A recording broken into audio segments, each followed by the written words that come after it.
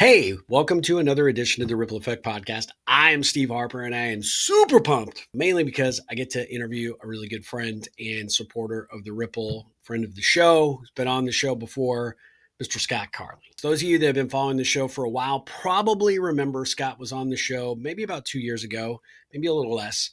Scott's been a good friend and supporter of my work over the years, and I am super thrilled to have him join me today because we are going to be talking about his new book, Can I Trust You?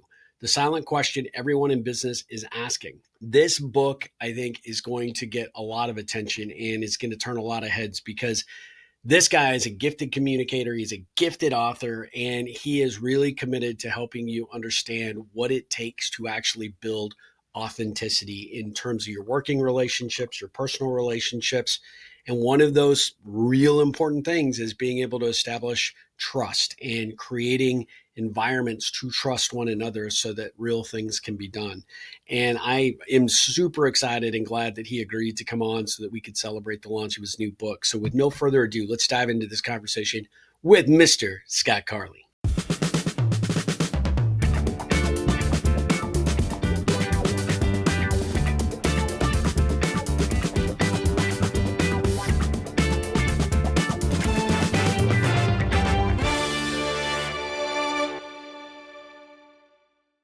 Guys, I am super excited to have Scott Carley join me again. This is his second appearance on the Ripple Effect Podcast. Scott, welcome back to the show. How are you doing?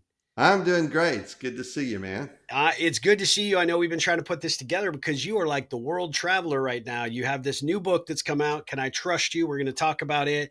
You got people that are ordering books from all over the world. They're demanding you to come speak and learn about this amazing work that you've put together. And I know you're a hard worker. You are fully committed to the mission behind this book. And I just want to say I am so freaking proud of you and excited for you. And all the doors of opportunity that are going to open to you because of this book. So congratulations.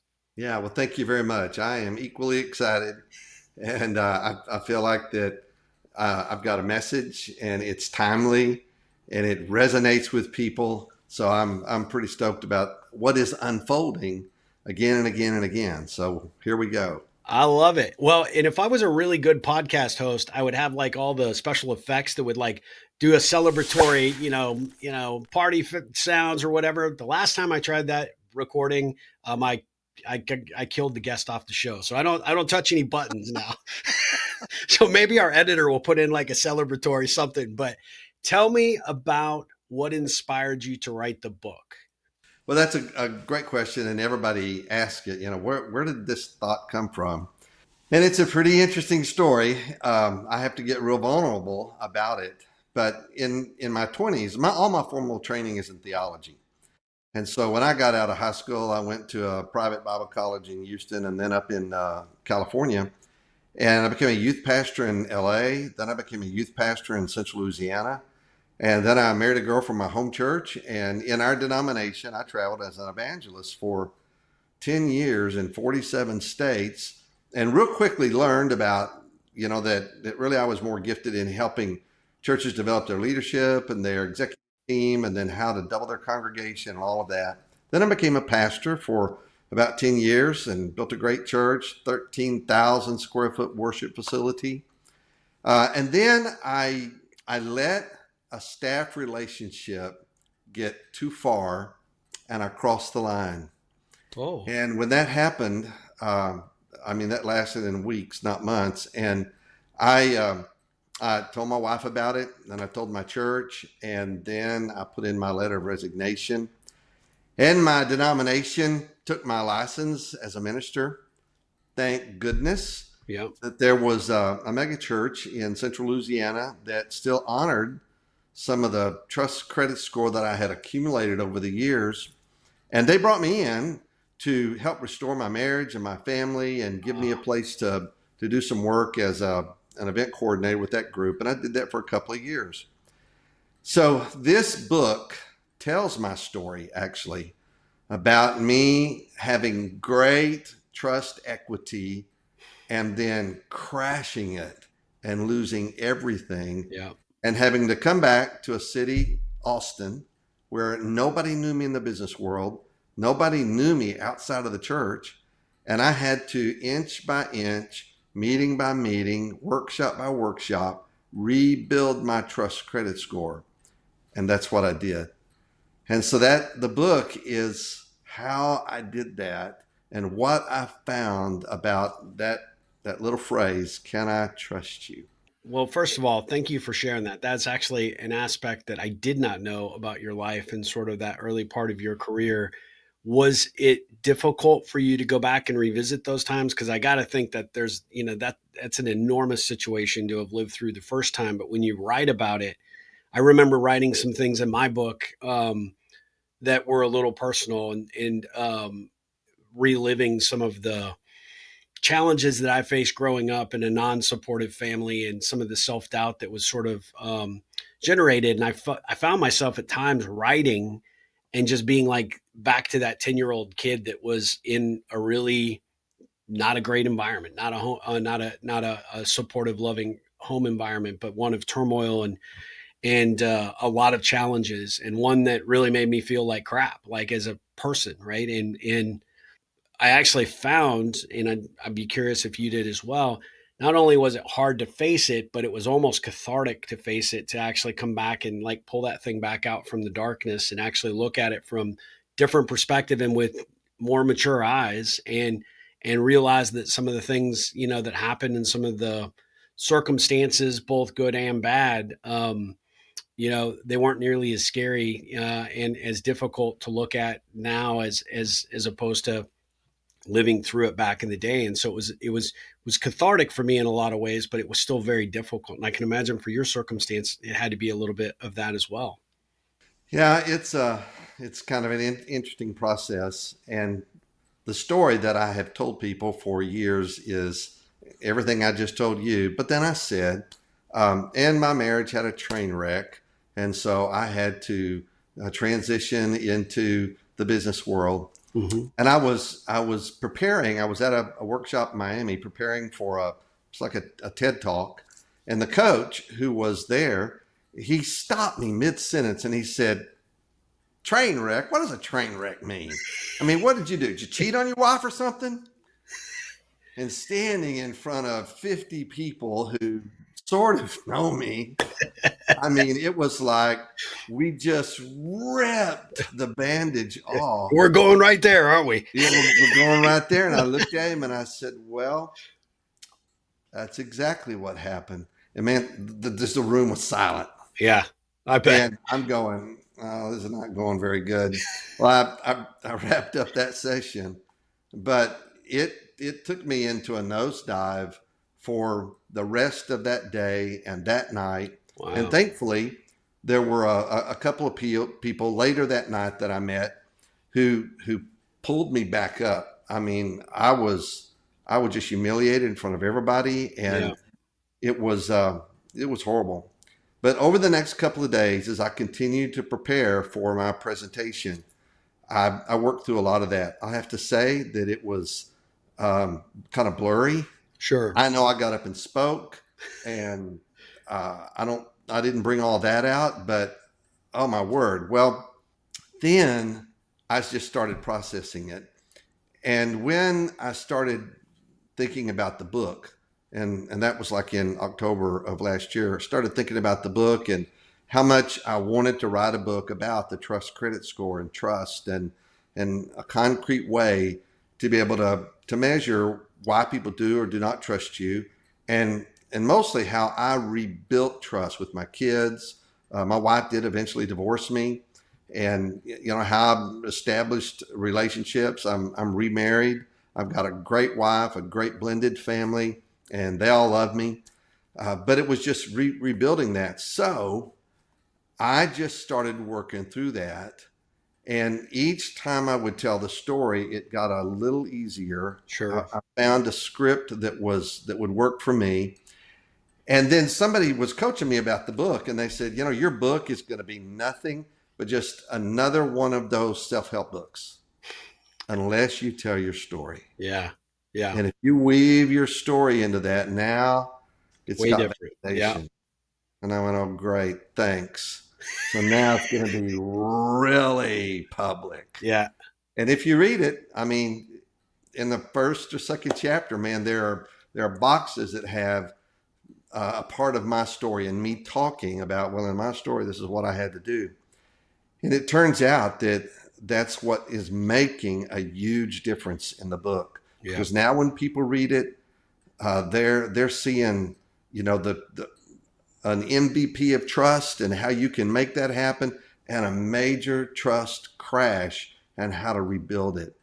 So I'm good now. My kids have read it, and of course my wife, she already knew about that, and so it was no big surprise to any of them. Sure. Oh my word, I don't want to go through that again. Well, I think that and first and foremost, I intentionally wanted to interview you to celebrate the launch of the book. And for my audience, I haven't read it yet, but Scott's got an autographed copy waiting for me. We just have to get together in the same room at some time, and I can't wait to read it. But I will say, just completely out of respect for you, I know that whatever got put on that page, whenever, no matter how difficult it was or how challenging it might be, you approach everything in your life with that servant mindset. And, warts and all, that has such a huge ripple effect, which is you are truly one of my heroes. You are one of the people that I respect and admire so, so much, because you are someone who has gone through the fire and come out the other side. And you not only live to tell about it, but you teach people how not to make those same mistakes, not how to, or how not to, you know, uh, go about, living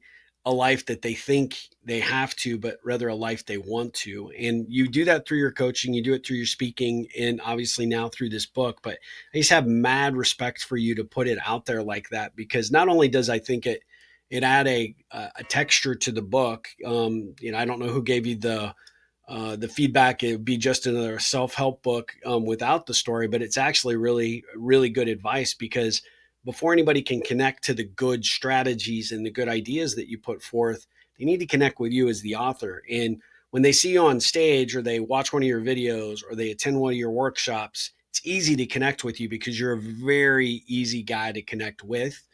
In the written word, where someone may have never seen you perform or never been, lucky enough to see you, speak anywhere, it's different, and it's harder for someone to actually take, a book and say, okay, who is this guy? Never heard of him. Why would I want to know? But all of us have fallen down at some point in our life. All of us have screwed up or made mistakes. We have certain levels of, shame around that, and very few of us talk about it. But the only way you can heal is to talk through it. And by being open and honest and authentic, I think that is what plants the seeds of that trust factor that you're talking about. So tell us about the trust score, the trust credit score that you mentioned a few times. What is that? And really, what was the inspiration behind that?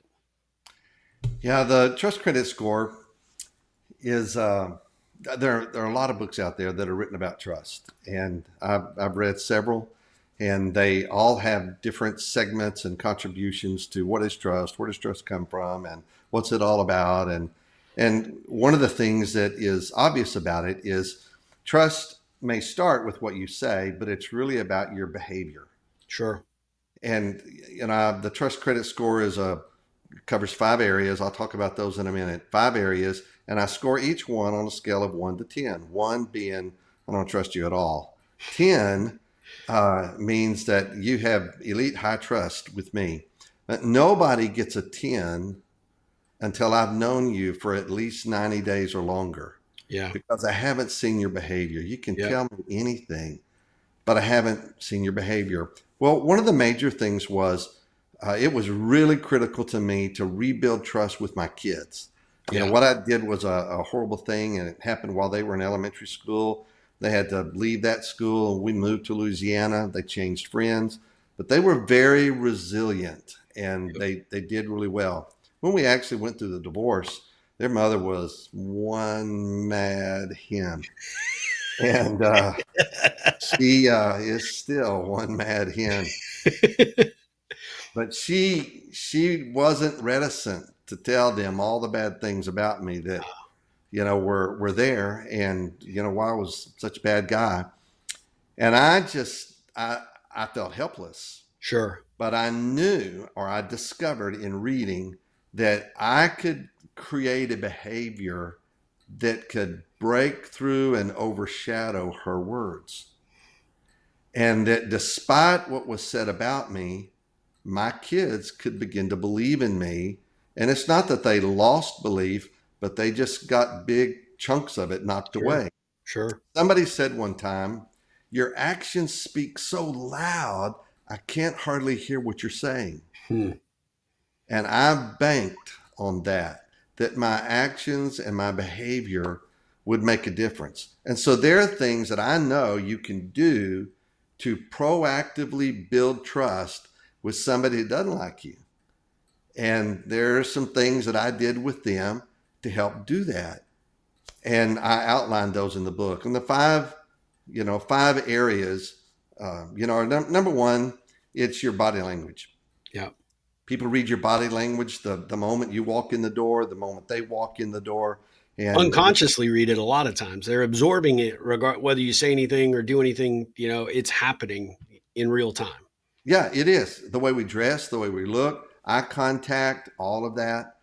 That's why I like on Zoom calls when people they're off camera. Okay, you just knocked your trust score down a little Yeah. bit because I want to Can read your see you. body. Yeah. Be intentional about Yeah. what body language you see, you send, and how you're dressed, and your mannerisms, all of that. 55% of our communication is body language. Yep. Now, the other four have to do with your motives and your intentions. Show me your real motives and intentions, and don't be manipulative. The next one are your core values, your integrity. What do you believe, and does what you believe and what you say and what you act, are those congruent or are they not the same? And then the next one is your expertise. What is your skill set? Do Sure. you actually have something that you're good at, that you've mastered, you're an expert in, or you just all talk? In Texas we say he's all hat and no cattle. Yep, we And do. so, Yep. and then the last one is your track record. What have you done? Show me something you've done over a period of time. So based on those five areas, I created the scorecard. Love And it. I scored myself about how I was doing with my kids and then with people in the business community, because now I had a way to track it Yeah. and to influence it and to be proactive in an intentional, positive way. And Steve, it works. It I just love works. it because I think what you're talking about is, how you overlap so perfectly with the work that I am so fascinated in doing is that connecting with another human being, they call these things soft skills, but there's nothing, soft implies simple and easy, and there's nothing simple and easy about talking to another human being. Just engaging with another human being has its own challenges, just inevitably, right? But to be able to break through that, to start to plant those seeds of rapport, which leads to the trust. And then trust is not something that you get and you earn one time. You actually have to continually invest in that. And I think a lot of people It's miss fluid. that when it comes to It's fluid. relationships. It moves all It the is time. fluid. Yeah, And that's absolutely. why I'm metaphors. I'm just a big champion on metaphors. If you can find a metaphor and write on the back of that to Yep. illustrate what you're talking about, my number one mentor spoke in metaphors and all of what he did. And the FICA credit score is the perfect example of what trust is built on. Yep. Because if you don't make your payments and you've got a bankruptcy and you're just in major debt, you can't call FICA and say, "Hey, Fix me. Yeah. I just, somebody was mean to me and they stole something." You can tell them all that, but And your they don't score care. won't change. They don't care, and your score won't change until you have behaved back into making your payments, saving some cash, building up some equity, and then your score will change. But if you quit paying your bills and you get on the wrong side of debt, then your score is going to come down. Yep. And when the score is high, doors open. When the score is low, doors close. And trust is exactly the same way. I love that. What a perfect analogy for people to wrap their head around. And it's so very, very true. Do you believe trust can be built instantly with someone new that you've met, or does it always have to take time? I think that a certain level of trust can be built very quickly. I, I was at a networking event, kind of a high end networking event, and there was a guy that, I just met, and we're standing there, and, he told me a little bit about what he did, and he goes in and he helps companies that rebuild, who have, just hit a ditch, and they're trying to rebuild their team. And I think unconsciously, he told me the story that hit all 5 areas of what he did. And in his appearance, he was professionally dressed. He looked sharp. He wasn't overdressed or underdressed. He looked good. And then in his motives and intentions, he really wanted to help companies. He loves doing that. Feels like he's called to do it. And then his core values. Now, there's some people I won't work with, but these are people I did want to work with. And then I've got certifications in this. I got a background of 20 years in this, and I know what I'm doing in this. So certifications. And then, this is one of, 200 companies that I've done this with. So got a track record. Yeah. So my level of trust for him scored 8s and 9s, but nobody gets a 10 till I've known you for a 90 while. days. Yep. Now Yep. you may get a 9, and it's not, I trust you, I don't trust you. It's on a scale of 1 to 10. 9's pretty high. Yeah. And I love how you talked about trust being fluid. Share a little bit more about that in terms of helping people understand. One of the things that I do with my work, obviously, is try to encourage people to continue to make those social deposits. Just because you have connected and you've had great interaction, maybe you've been great friends for a long time, or you've had a great client relationship forever, doesn't mean that from here forward that's going to be the case. You have to put the time and energy towards that. So tell us a little bit about your attitude towards that, and maybe some ideas that you've maybe outlined in the book. You don't have to give away the secret sauce, but I'm sure you touch on Hey, that. they're going to buy the book. If they want the book, they'll buy it. If they don't, whatever. I'll tell you what happened in a story. I was, I'm a speaker, and I do business coaching. And so financial advisors are among the ones that I've had a lot of success with. I've been able to help them focus on what matters, income producing activities, and learn how to network and all of that. And so I had a friend who was one of the partners at the New York Life office here in town.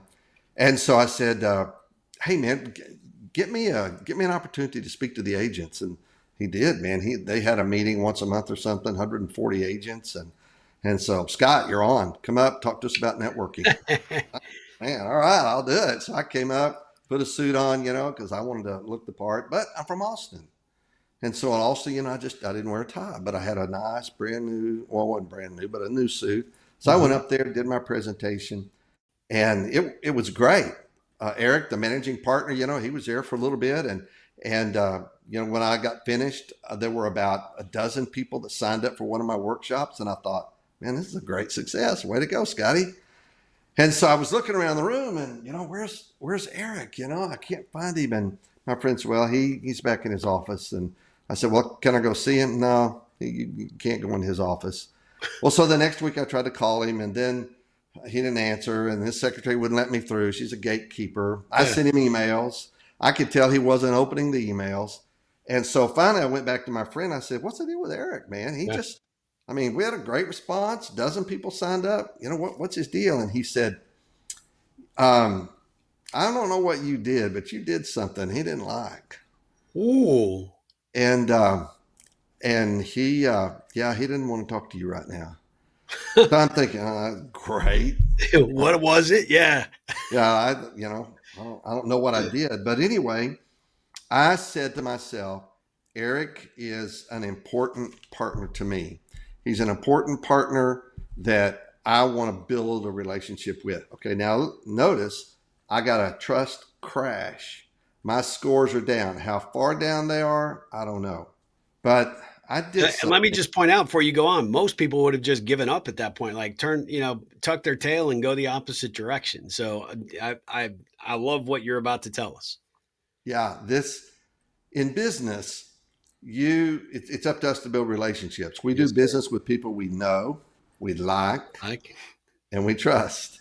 And those are 3 different things, but see, if I had one of those, celebration things, we'd be doing that. But yeah, that's right. I don't want to disconnect you. So yeah. So I put together just some motivational cards, and I sent him a handwritten motivational card Ah, every month for 11 months. And it wasn't a sales pitch. It was just tips. It was things that you could do for time management, things you could do for networking. And I sent that to him, and no word, no word. I would send him my newsletter, and I could tell wasn't opened. Nothing. yep. And so after about, I don't know, 11 or 12 months, and that time of year when, that was the anniversary of that event, I went up to my friend. I said, dude, would you just ask Eric again? I know I can help these advisors. And if he'll just let me, I can help them make money, and it's him making money. Yep. And so he came back to me the next week and he said, Eric said he'll see you. I went, oh my God.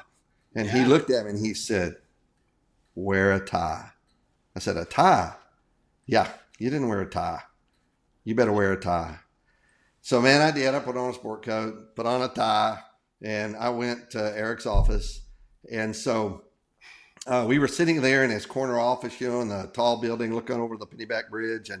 And so uh, he told my friend, he said, hey, would you go make some copies of this? And so he left the room. And Eric looked at me and he said, Scott, when you came over here a year ago, he said, I didn't like you. I didn't know you, but I thought you were a little arrogant. And that's not the Oh, first time people have said that, because I'm pretty confident about what I say.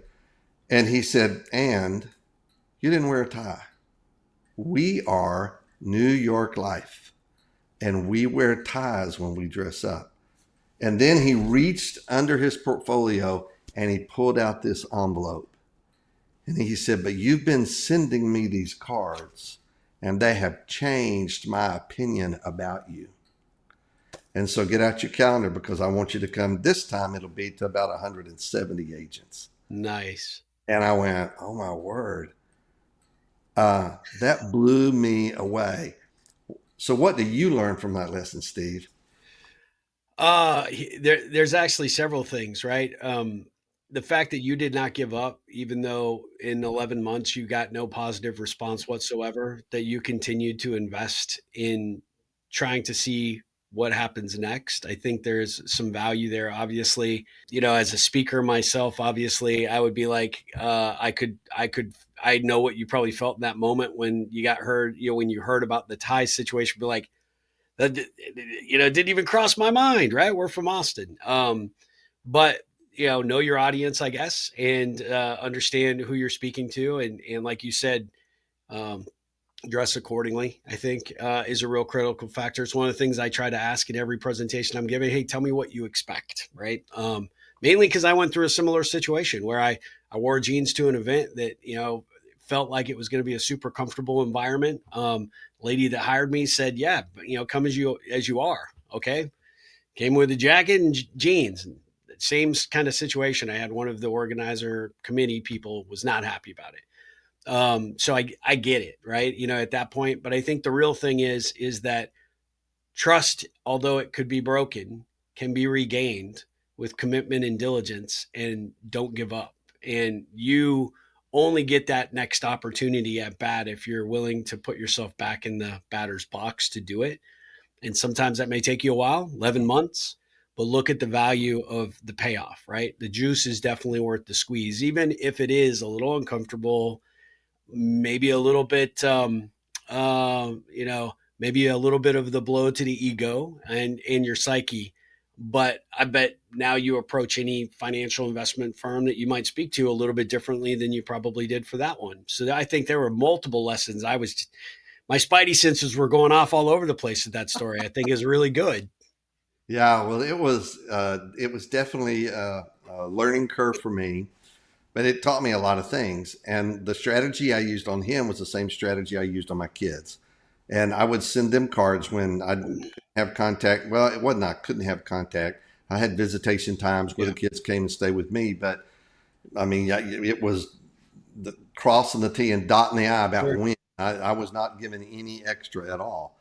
And so I used that. Well, the other side of that story, or maybe the moral of that story is one of the partners that was there transferred to Bossier City, Louisiana, and then to Kansas City, Missouri, and then to San Antonio. And they have used me again and again and That's awesome. again because my trust credit score is high, and they've seen my behavior, and so that's what it's all about. Yeah.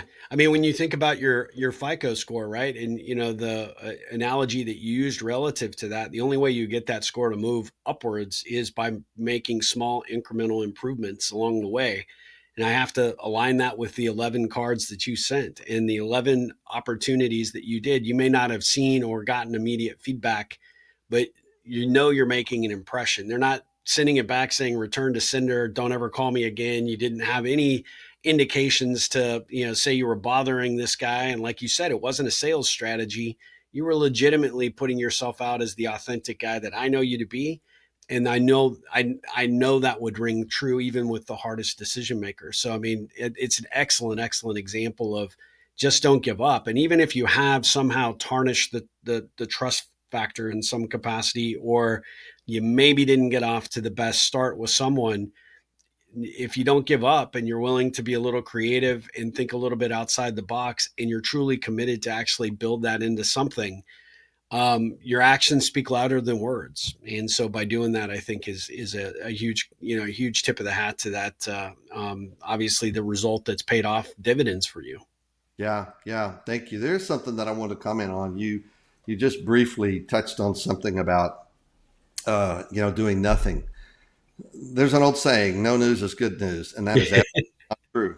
Very not true. Yeah. No news is bad Bad news. news all the time, every And time. so, not to do anything doesn't make it better, it makes it worse. It compounds because people have a tendency most of the time that when there's no news, they think something bad, and Yeah, they start writing stories in their head that are not good stories. And that's so, right. almost doing anything is better than doing nothing. And then there's another thing I want to point out about it. This is a trust credit Yep. scorecard, and the thing with that is you notice that there's these five categories. But Mm-hmm. the way it works is you score each one of those, and then you come down here to the bottom, total it, and divide by five. And so let's say that you don't have all nines, and you may have a seven in there, or you may have an eight, or whatever it is. Total them up, divide by five, and that gives you your trust credit score, just like it does for FICA. FICA doesn't pick one thing; they have at least a half a dozen things that they're scoring you on, and then they come up with a total. And Yep. so somebody may not knock it out of the park in every area, but if the area that they weren't great at wasn't horrible and they scored well in other areas, that's the average that you're looking for. And then if it's somebody you need to, you can have a courageous conversation with and say, you know what, you're a great employee. We really like you. And I want to move you up. I want to give you a raise. I want to give you a new position. But down here on number 4, skill set, you've got some areas that you're just not cutting it in. Do I need to send you to a workshop so that you can learn how to do that skill in a more expert way and become a master at it? If so, let's get you in there so that I can justify to the rest of the board why I'm giving you this promotion and this raise, and you're the person for the job. Oh, I love that. That's cool, isn't it? Yeah. Well, and I think from a leadership perspective, right, having an understanding of that, being able to have an open conversation, not only are you helping guide and direct, which is what good leaders do to get the most from their people, but you're also building that trust factor, which has dividends, especially in today's economy, right? When you can help those people understand that you're investing heavily in them to improve their trust, credit score, to improve their credibility and their authenticity and who they are and how they show up at work, and deliver not only the technical and the tactical but all the other things that come into play. You're looking at the holistic person, which from a leader perspective has to feel amazing when someone actually leads you as the employee in that manner, because they are considering all aspects of what you bring to the table, not just what your specific job function might be or the skill set they hired you for. And I think that's really, really good. So I don't want that to be lost on anybody that's watching this or hearing this on any of the podcast platforms. If you're in a leadership or management role, or you're part of a group, it could be a nonprofit, could be leading your church, could be, if you are in a position where you actually have to inspire and motivate people, one of the great ways to do that is by utilizing some of the tools that Scott's outlined here to help you show and demonstrate firsthand the commitment you have to that person and helping them be the best that they can. Yes, some people will say, well, that's so you can get the most out of them as an asset, right? As part of our workforce. You could look at it from that perspective, but I would challenge you not to. I would say, as a leader, your job is to bring the best out of everybody, and sometimes they need to know where some of those blind spots are. And I think this, trust credit score and the way that you approach it really, really gives a good place to start having those conversations and having some real depth to the building of the relationship in the coaching and the leadership aspect of what you do to bring the best out of them. Yeah, thank you. I agree with you wholeheartedly on all of that. One of the things about the generation that is starting to fill the workforce, actually has already filled the workforce, is they are looking for opportunities to advance. Yeah, And all my kids are in that, and they are in any level of profession. They're looking for advancement, and if they can't find that, if they get the feeling that their boss or whoever's running the position they're in, or whatever, that oh no, you're just here, you click in, you click out, you go home, you click in, you click out, you go home. If that's all there is, and there's no advancement, there's no forward motion, that is among the reasons that the generation that's in the workforce now is not staying long at places, because they're moving. They want to move up. They want to better themselves, and they're not stuck on, I'm going to be somewhere for 20 years and get my gold pin and I'll be all right. I want to advance and move. And if employers and leaders can keep that in mind and say, okay, this is the way I see you right now, but in 3 years, I see you doing this and this too. And I'm going to spend the time investing in you so that in a year from now, I can move you into that place, and it won't be a leap. It'll just be a step, yeah, because we're already I love helping that. you to better yourself. And when you're better, we're better. Every employer that's thinking about it, if they hire somebody for $100,000 a year, they're hoping that that person brings in $1 million worth of work Sure. or $500,000 worth of work. And so invest in them Yeah. and make it a win-win situation. I love that. Speaking of which, how is it that organizations are leveraging Can I Trust You, both from a book perspective and from your training and workshops?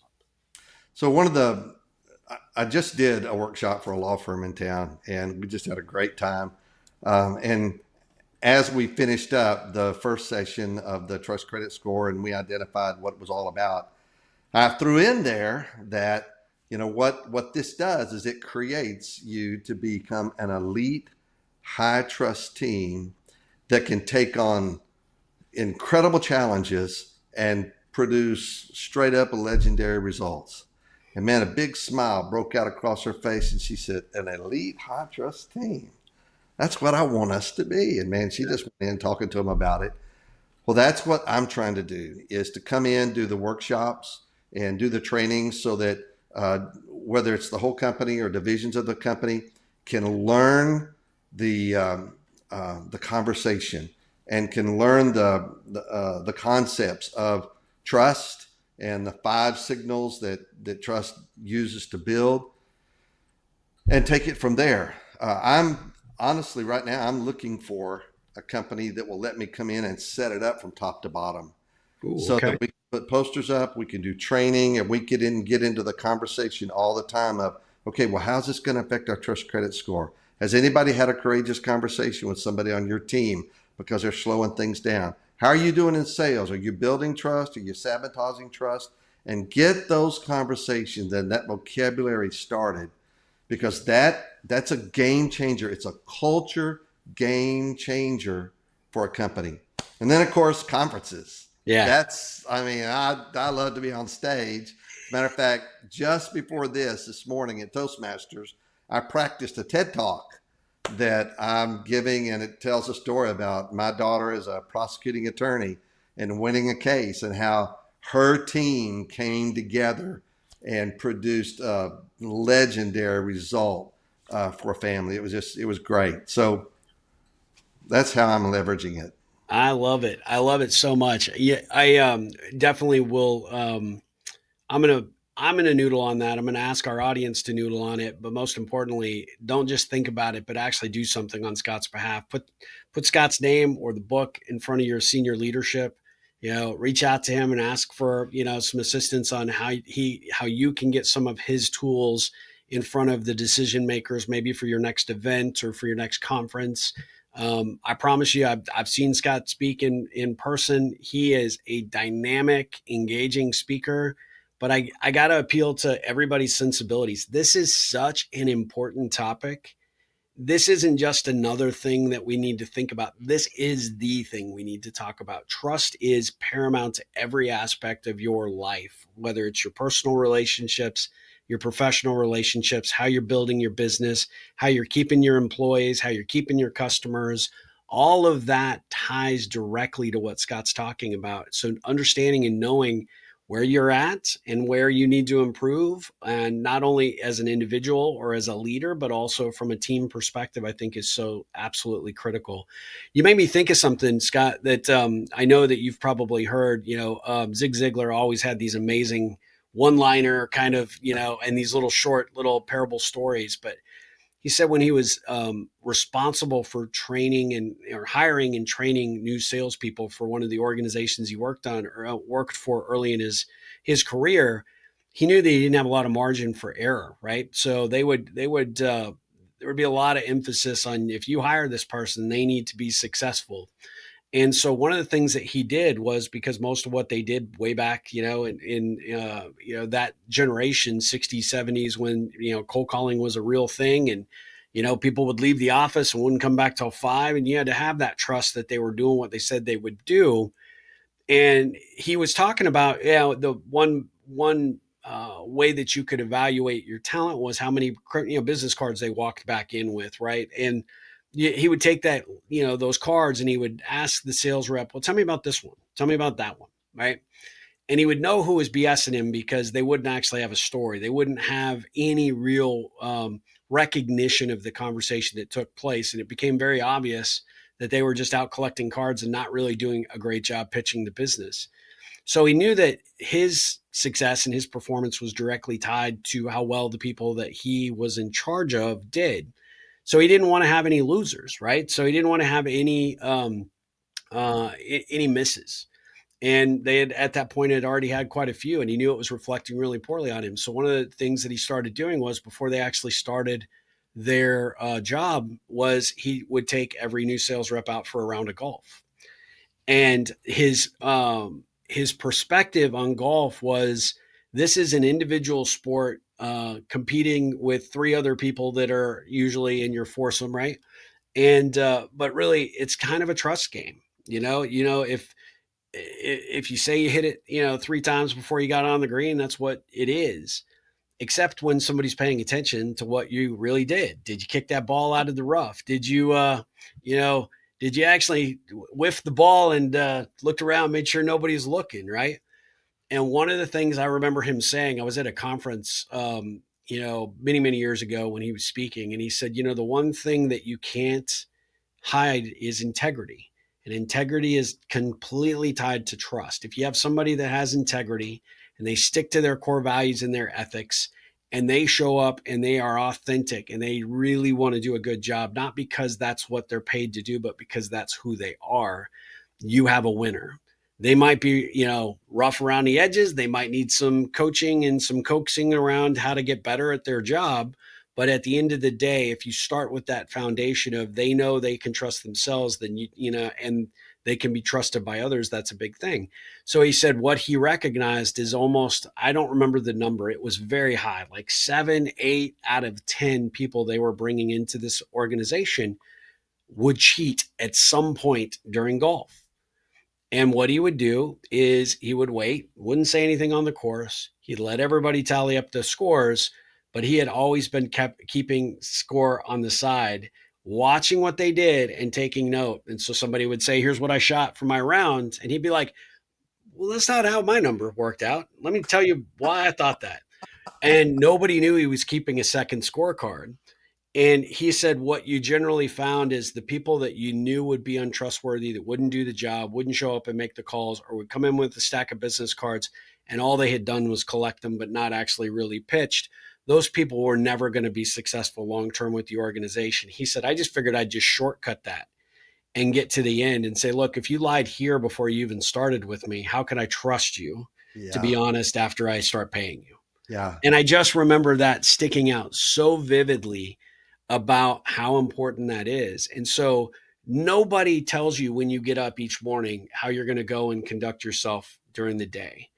It's up to you to decide how you're going to go out. You get an opportunity to create a positive ripple or a negative ripple. You get a chance to make a difference for your coworker or the team you lead or the clients you serve.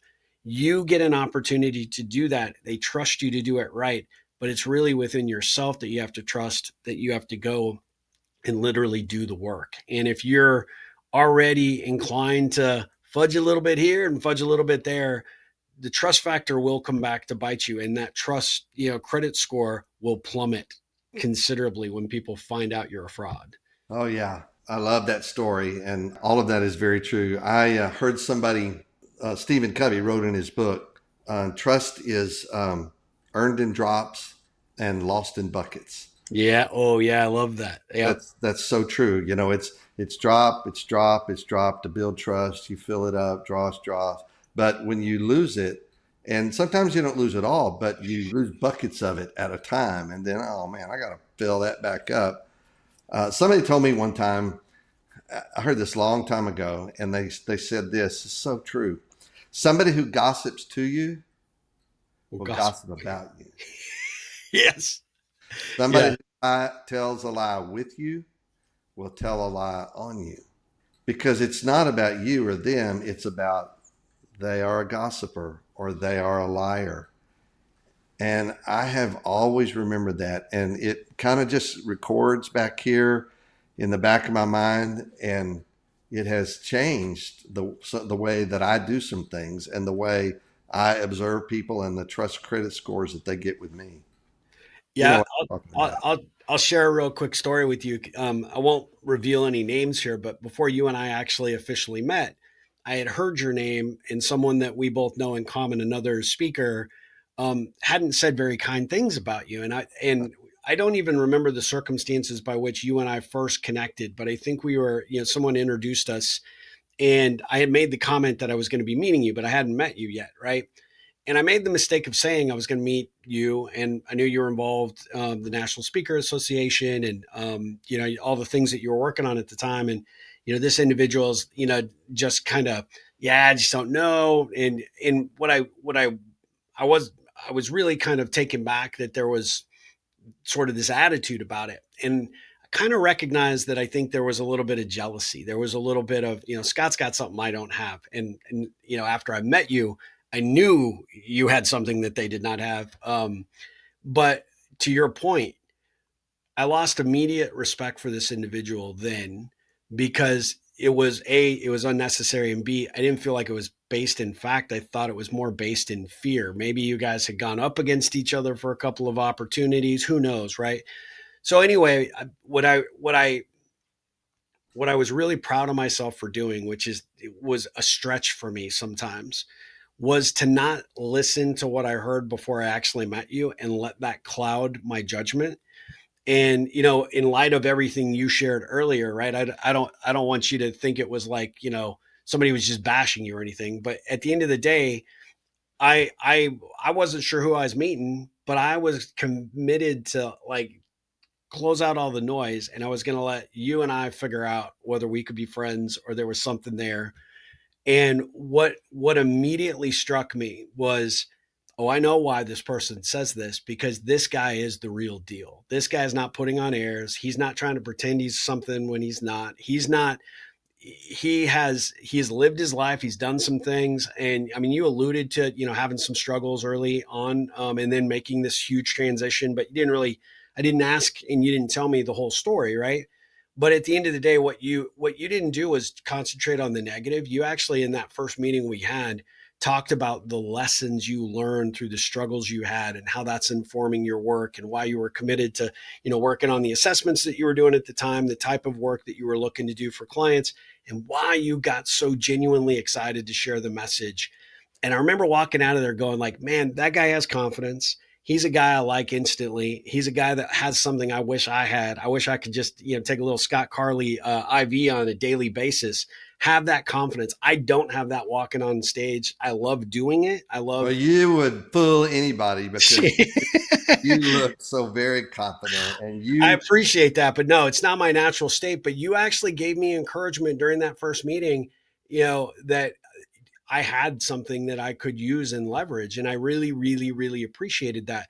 And the thing that I think is so amazing about the fact that this has kind of come full circle and the work that you're doing now and with this book, which I'm super proud of you for, is the fact that you are who you say you are. And I think at the end of the day, one of the big factors for our entire audience is when you have to put on airs or you have to shift how you are, what you do in order to impress somebody, whether it's a prospective client, conference organizer, or that man or woman that you're trying to date. And when you put that on, people will figure it out pretty quickly. It may not be instantaneous, but it eventually comes back to bite The you. truth always Always comes through. Yeah. the And truth like you said, always. at the end of the day, the people that can't are the people that talk. You show up and you just do, and you do it with a servant mind. And clearly you've had some things that have happened in your life that have informed who you've become today. But I know God is smiling down on you because he's got to be so damn proud of you, because you are creating such amazing ripples in the world with your work and just being the guy you are, honest, truthful. You've got the kind of aura that people want to invest in, and they want to trust, because you've been there, done that, and what it takes to, like you said, recover that trust credit score and make something significant out of your second or third or fifth chance, right? Whatever it might be. Not everybody has that. And I think it's just amazing. What I would love to leave my audience with is the fact that no matter what mistakes you've made, the missteps that you've had or the challenges that you've overcome as an individual, we all have them. The sad thing is that we attach a level of shame to them, and we never address them and never talk through them or never ask for forgiveness or go through the process of forgiving ourselves, which means then we're still putting on a little bit of an act and you're not being your authentic self. Once you can face those demons and say, that taught me a whole lot of shit that I need to get fixed. Get help with that. Don't face them by yourself. Get some help with Exactly. that, and because there's somebody just told me something that really impacted me. You can't read the label of your bottle from the inside, I love that.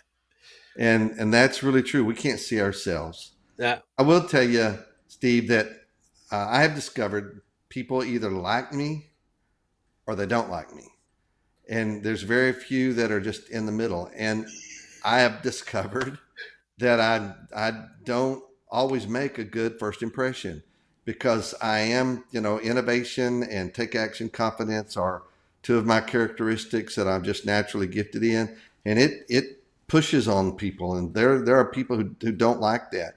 But after those people get to know me, if they will, like you did, Yeah. go ahead and go through that, then most of the time they make the transition just like Eric did. And he said, I like this guy. We Yeah. want him here.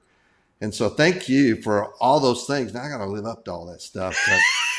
But I'm looking over your shoulder right now. And ever since we've been here, I'm seeing the ripple. Yep. And when I don't know when you first put that out, but when I first saw that you were putting that out and you did something every day there was a ripple, go make a ripple.